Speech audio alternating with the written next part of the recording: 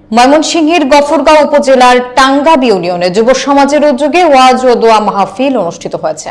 বিস্তারিত থাকছে মনিরুজ্জামানের প্রতিবেদনে।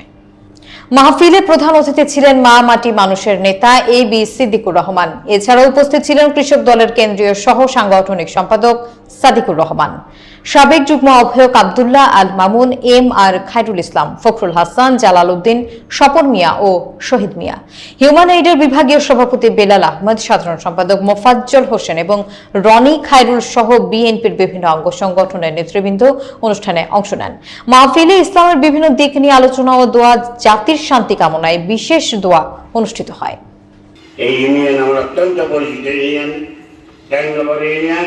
যেখানে তখনকার দিনে আমি ইউনিয়ন থেকে আওয়ামী লীগের প্রার্থীর বিরুদ্ধে 3100 ভোটে বেশি আপনারা পাশ করিয়েছিলেন। নিশ্চয়ই আপনাদের এই কথা স্মরণ আছে।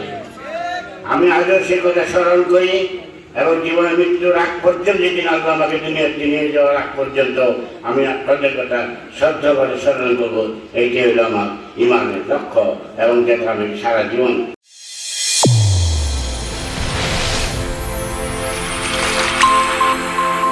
চ্যানেল A1 হৃদয়ের স্পন্দন।